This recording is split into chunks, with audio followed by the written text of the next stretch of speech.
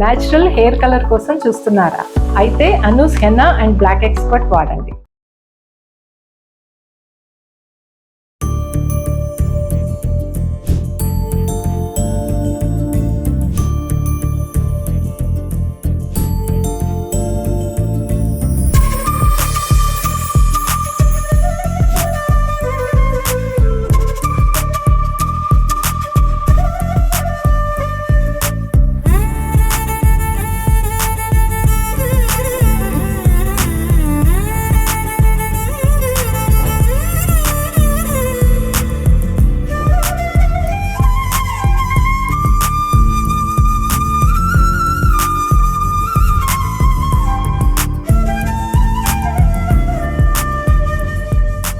పదే పదే మనం చెప్పిన విషయాన్ని ఎందుకు చెప్పుకుంటామంటే రమ్మగారు, కొత్త జనరేషన్కి ఎవరైతే వస్తున్నారో నెక్స్ట్ తరానికి అందాలి కదా. అంటే ప్రతి సంవత్సరం అదే పండుగ చేసుకుంటాంగా, అదే కానీ అవే మాటలు మాట్లాడు. అదే మన పండగని మార్చలేము, మన సాంప్రదాయాలను మార్చలేము, కానీ విషయాన్ని అయితే ప్రజల్లోకి తీసుకెళ్లాలని కదా ఉద్దేశం. సో కనుమ ముక్కనుమ వీటి గురించి ఒకసారి అండి. సంక్రమణం మరుసటి రోజుని కనుమ అంటారు. ఈ కనుమల్లో కొన్ని చేయకూడదని నియమం ఉంటుంది. కనుమ నాడు కాకైనా కదలదు, కాకైనా కడగదు అంటారు. భోగి నాడు తలంటి పోసుకుని సంక్రమణం నాడు తలంటుకోమనం. అవును. కనుమ నాడు తల అంటుకోకూడదు, తలస్నానం చేయకూడదు, ఒక నియమం అది. దాంతోపాటుగా కదలదు అంటే ప్రయాణం చేయకూడదని ఒక నియమం చెప్తారు. ఈ కనుమల గురించి ఒక ప్రత్యేకమైన విషయం మళ్ళీ ఎప్పుడైనా చెప్పుకుందాం. పండగ గురించి చెప్తున్నాం కాబట్టి మిగిలిన విషయాలు నేను చెప్పట్లేదు. కనుమ నాడు ఊరు దాటకూడదు. పూర్వకాలం పద్ధతి ఎట్లా ఉండేది? పూర్వంలో పల్లెటూళ్ళు ఒక ఊరి నుంచి ఒక ఊరికి కాలినడకన వెళ్ళాలి. అవును. లేదా బళ్ళు అవి కట్టేవాళ్ళు. 2-3 ఊళ్ళకి మధ్యలో చిట్టడుగులు అవి ఉండేందుకు అవకాశం ఉండేది కదా. ఇలాంటప్పుడు ప్రయాణాలు చేయకూడదు, ఈ నడిచి వెళ్ళాలి కాబట్టి ఈ కనుమ పనికిరాదని ఒక నియమం ఇది వరకు ఉండేది. ఇప్పుడు బస్సులని, టికెట్లని, ఫ్లైట్లని, రైళ్ళని, ఆఫీసులని. అవునండి కదా. అందుకని ఏం చేస్తారు ఇప్పుడు జనం? పండగ నాడు సాయంకాలమే బ్యాగ్ తీసుకెళ్ళి పిన్నిగారింట్లో పెట్టి పిన్నింటి నుంచి వెళ్తారు, పక్కింటి నుంచి వెళ్తారు, నిర్గమనం పెట్టుకుంటారు, పరస్థానం అంటారు. పుట్టింటి నుంచి కదలకూడదనే నియమం. ఏ చోటు నుంచి కూడా మనం ఎక్కడికి వచ్చామో అక్కడి నుంచి కదలకూడదు. ఇలాంటిది అయితే అది ఆ రోజున పెట్టింది ఏమిటి? ప్రయాణించకూడదని. నువ్వు కనుమ రోజున బస్సులు కార్లు అవి ఇలా లైన్గా కనపడతాయి మనకి హైవేలో. మరి అదిగా చేయాలంటే ఇది ఎలా కుదురుతుంది కదా. కాలాన్ని బట్టి కొంచెం మార్చుకుంటాం. దీన్ని వదిలేద్దాం ఇక్కడే.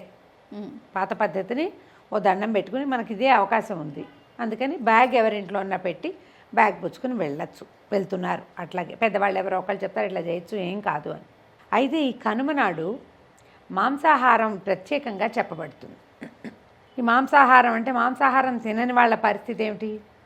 అందుకని కనుమ నాడు గారెలు తినాలని చెప్తారు. కనుమ నాడు మినుము తినాలి అని. మాంసకృత్తులు ఎక్కువగా ఉండే పప్పు పదార్థం మినుము కాబట్టి అవును, కనుమ నాడే గారెలు వండుకుంటారు. అందరూ వండుకుని దాంతోపాటు వాళ్ళు చేసుకోగలిగే పదార్థాన్ని అవతల వాళ్ళు, వీళ్ళు తినగలిగే ఏ అల్ల పచ్చడినో యువతల వాళ్ళు చేసుకుంటారు. కనుమ నాడు గారె తినాలి. ఇప్పుడు కనుమకి దీనికి ఏం సంబంధం? సంక్రమణము దేనికి జరిగింది? సూర్యుడికి. సూర్యగమనంలో మార్పు రాగానే ప్రకృతిలో మార్పులు మొదలైపోతాయి. బలవర్ధకమైన ఆహారం తీసుకోరా నాయన, రేపటి నుంచి ఉంది నీ సంగతి. ఎండ దంచి కొట్టేస్తాడు, మొదలు పెడతాడు. మాఘం వచ్చిందంటే ముదిరిపోతుంది. ఈసారి సంక్రమణము మాఘము పెద్ద దూరంలో కూడా లేవు. అవును అవును. జనవరిలో రథసప్తమి వచ్చింది, ఈ మధ్యకాలంలో చూడలేం మనం. ఈసారి వచ్చేసింది. అవును, మాఘం కూడా వచ్చేస్తుంది. జనరల్గా పుష్యంలోనే సంక్రమణం కనపడుతుంది, పుష్యం మధ్యలోనే. అవును, ఇది చివరికి వచ్చేసింది. ఎండ పెరిగిపోతుంది. బలవర్ధకమైన ఆహారం తీసుకోండి అనేది ఒక నియమంగా మనకి అలవరిచి పెట్టారు. ఈ కనుమని పశువుల పండుగ అంటారు. ఈ ముందు కాలం అంతా అంటే మనకి ధాన్యాన్ని ఇల్లు చేర్చే వరకు ఎక్కడి నుంచి? ఆకుమళ్ళు పోసిన దగ్గర నుంచి, అంటే విత్తనాలు వేసిన దగ్గర నుంచి ఈ ధాన్యం ఇంటికి చేరేదాకా, అంటే సంక్రాంతి పండగ దాకా బాగా పనిచేసినటువంటి ఎడ్లని, గిత్తలని, కోడలని సేవిస్తారు ఈరోజు. ఆవులుంటే గోసేవ చేసుకుంటారు. అన్ని పశువుల్ని శుభ్రంగా కడిగి పసుపు బొట్టు పెట్టి అలంకారం చేసి మెళ్ళో పువ్వులు వేసి ఆవులనైతే ముఖానికి కాస్త పసుపు బొట్టు పెట్టుకుని ఎడ్లను కూడా బసవయ్యలను కూడా అలాగే చేస్తారు. అలంకారం చేసి మెళ్ళో దండలేసి పూజించి నమస్కారం చేసుకుని, తండ్రి నువ్వు ఒకడే ఉన్నావు కాబట్టి ఈ వ్యవసాయం అంతా సులువుగా అయిందని ఆ రోజున వాటి మెడల మీద కాడి వెయ్యరు, భక్తిగా దండం పెట్టుకుంటారు. వీటికి చక్కగా మినుములు నానబెట్టి, పెసలు నానబెట్టి, ఉలవలు ఉడకబెట్టి, జొన్నలు దంచి ఇట్లా రకరకాల ఆహార పదార్థాలు పెడతారు. పాలేళ్ళకి అందరికీ ఇంచుమించుగా సాయంకాలాలు సెలవులు ఇచ్చేస్తారు. విశేషంగా పశువుల పండగగా జరుపుకుంటారు.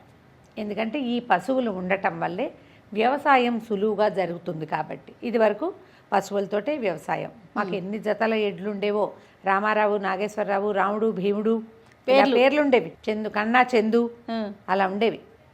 ఇప్పుడు వ్యవసాయానికి ఎడ్ల అవసరమైన జనం తక్కువ ఉన్నారు ఇప్పటికీ. మనం ఈ కొన్ని రాష్ట్రాల్లో అయితే ఎడ్ల బళ్ళ స్లోగా నడుస్తూ కనపడతాయి. మన వైపు అసలు ఎడ్ల బళ్ళనే చుట్టాలా మనం. అవునండి. బందర్ వెళ్తుంటే హైదరాబాద్లో బస్ ఎక్కి పొద్దున్నే ఈ చెరుకు ఫ్యాక్టరీకి చెరుకుకి తీసుకెళ్లే బళ్ళన్నీ ఎడ్ల బళ్ళే ఉండేవి. తర్వాత ట్రాక్టర్లు వచ్చాయి, లారీలు వచ్చాయి. ఇప్పుడు అంతా చూడు, విత్తనాలు వేయటానికి మెషిన్లే, వరి కట్ చేయటానికి మెషిన్లే, ధాన్యం ఆడడానికి అన్నిటికీ మెషిన్లు వచ్చేసి. అవునవును. ఇదివరకు ఈ పశువుల మీదే ఆధారపడి వ్యవసాయం ఉండేది మనకి. అందుకని ఇది పశువుల పండగగా విశేషంగా ఇదివరకు చేసేవాళ్ళు. దీంతోపాటు ఏం చేసేవాళ్ళు, ఏమైనా వచ్చిన వాళ్ళకి దానాలు చేసుకోవటం, ఒడ్లు దానం చేయటం, పంచటం, తెలిసిన వాళ్ళకి ఒడ్లు పంపించుకోవటం, తర్వాత ఒడ్లు చక్కగా చిన్న చిన్న కుచ్చులుగా కట్టి అక్కడ ఇక్కడ పక్షులకి ఆహారం ఇవ్వటం. పిచ్చుకలు అవి విశేషంగా తిరుగుతాయి జయ. లాస్ట్ ఇయర్ అంతా నేను ట్రై చేసి అవలా, కానీ ఈ ఏడాది మాకు కూడా బాగా పిచ్చుకలు, రాబిన్స్, బుజ్జి ఒక 15-20 పెట్టెలు వస్తున్నాయి బియ్యం తినడానికి మాకు. ఓహో. ఒక వడ్ల కుచ్చు తీసుకొచ్చి కట్టాలని అనుకుంటున్నాను. అలవాటైంది కదా, ఈసారి పండగప్పుడు ఎవరైనా పంపిస్తే అదొకటి కట్టుకోవాలి. ఈ పశువులకి, పక్షులకి ఇవన్నీ కూడా పర్యావరణానికి మంచివి. పర్యావరణం బాగుంటేనే, పశు సంపద బాగుంటేనే వ్యవసాయం బాగుంటుంది. అవునండి. వ్యవసాయం బాగుంటేనే రైతు బాగుంటాడు, రైతు బాగుంటేనే దేశం బాగుంటుంది. ఖచ్చితంగా. ఈ పండగని ప్రత్యేకంగా దీనికోసం నిర్ధారించి పెట్టారు. కొన్ని చోట్ల పాయసం ఉండి కూడా ఎడ్లకి తినిపిస్తారు. ఎక్కువ పెట్టరు, కొద్దిగా పెడతారు, బెల్లం పెడతారు. వాటి ఆరోగ్యానికి అవకాశం ఉన్న అవసరమైనవన్నీ పెడతారు. ఈ పండగలకి అరటిపళ్ళ గెలలు తగిలిస్తారు తాంబూలాలు ఇవ్వడానికి. అరటిపళ్ళవన్నీ పిల్లలు అరటిపండు తింటుండా తొక్కలు తీసుకెళ్ళి వాటికి అందిస్తుండా. కొన్ని అరటిపళ్ళు కూడా చిట్టివి పొట్టివి 2 ఇచ్చారనుకో, ఒకటి ఆవుకో దూడకో పెట్టేస్తుంటారు. అలా చేసేవాళ్ళం మేము. నాకు ఎక్కడైనా రోడ్డు మీద కనపడితే ఆవు కనపడిందంటే అరటిపళ్ళు కొనుక్కుంటాను నేను. ఏదో ఒకటి వాటిని అట్లా సేవించుకోవాలనే ఒక దృక్పథము మన లోపల ఉండటం. వీటి వల్ల మన మనుగడ ప్రశాంతంగా నడుస్తుంది. వాటితో సహజీవనం చేసేవాళ్ళం ఇదివరకు. అవునండి. ఆ ఆలోచనతో ఈ పండగని ఇలా చేసుకుంటాం. ఈ రోజున ఈ కనుమ నాడు గారెలు వండుకోవటము, తర్వాత ఈ పశువుల పండగ చేసుకోవటము, పశువుల పోటీలు కూడా పెడతారు. ఎడ్ల పందాలు పెట్టేవాళ్ళు ఇదివరకు. కొన్ని ప్రాంతాల్లో ఇప్పటికీ ఉన్నాయి. సరే, కోడి పందాలు లాంటి వ్యవహారం కూడా ఒకటి కనపడుతుంది. ఇది కొన్ని ప్రాంతాల్లో డబ్బున్న వారి ఆటగా కూడా పరిణమించి ఉంటుంది. వారి వారి ఛాయిస్ ప్రకారము. ఇందులో ఏంటంటే డబ్బు, పందాలు అంటే గ్యాంబ్లింగ్ లాంటిది. తర్వాత జీవహింస ఇప్పుడు మీరు మానేస్తే మాత్రం కోళ్ళు తినకుండా ఎందుకుంటారు? అంతేగా, ఆహారంగా ఉన్నాయి కదా అవి. ఈ పోటీ పెట్టడంలో జీవహింస కనపడుతోంది, కానీ అవి ఎలాగూ ఎప్పటి నుంచో పురాతన కాలం నుంచి ఆహారమే. ఇప్పుడు అవి ఆహారంగానే ఉన్నాయి. ఇందులో జరిగేటువంటి ఈ పోటీ ప్రక్రియ, ఈ పై పందాలు, డబ్బు గ్యాంబ్లింగ్ వల్ల ప్రభుత్వం వ్యతిరేకిస్తోంది. కానీ ఆటగా అయితే మా చిన్నప్పుడు కూడా మాకు పాలేళ్ళు కోడి పందాలు ఆడేవాళ్ళు. ఏదో పావలాలు 10 పైసలు ఉండేవి. ఇప్పుడు లక్షల్లో వచ్చింది అది. అవునండి. సరే, ఇక దాన్ని పక్కన పెడితే దానికోసమే ఊళ్ళో వెళ్తున్న వాళ్ళు బోళ్ళంతమంది ఉంటారు. అది ఎలాగూ నడుస్తూ ఉంటుంది. దాన్ని వదిలిపెట్టేయండి. కనుమ నాడు చక్కగా వండుకుని తింటాం, స్నేహితులకి చక్కగా భోజనం పెట్టడం. ఈ కనుమ పండగ నాడు రథం ముగ్గేసుకుంటాం వాకిళ్ళలో. మనము ధను సంక్రమణం నాడు మొదలుపెట్టిన పీటల ముగ్గుల్ని సంక్రాంతి పండగతోటి ఆపేసి కనుమ నాడు రథం ముగ్గేస్తారు. ఈ రథం మీద బలిచక్రవర్తి భూలోకంలోకి వస్తాడని, పాడి పంటలతోటి సస్యశ్యామలంగా ఉన్నటువంటి భూమిని అందరినీ చూసి మళ్ళీ పాతాళ ప్రవేశం చేస్తాడని చెప్తారు.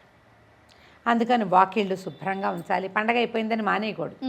ఈ రోజున రథం వేసి తూర్పు నుంచి పడమరకి ప్రయాణిస్తున్నట్టుగా రథాన్ని తాడుని వేసి ఈ తాడుని అందిపుచ్చుకుని పక్క వాళ్ళ తాడు, పక్క వాళ్ళ రథం, దాన్ని అందిపుచ్చుకుని ఆ పక్క వాళ్ళ రథం చొప్పున ఇల్లన్నిటికీ రథాల ముగ్గులు వేస్తే ఈ రథం ఎక్కి ఆ రథం దిగుతూ బలిచక్రవర్తి ఒకప్పుడు భూసామ్రాజ్యానికి చక్రవర్తి అయినటువంటి ఆయన వచ్చి మనని ఆశీర్వదిస్తాడు.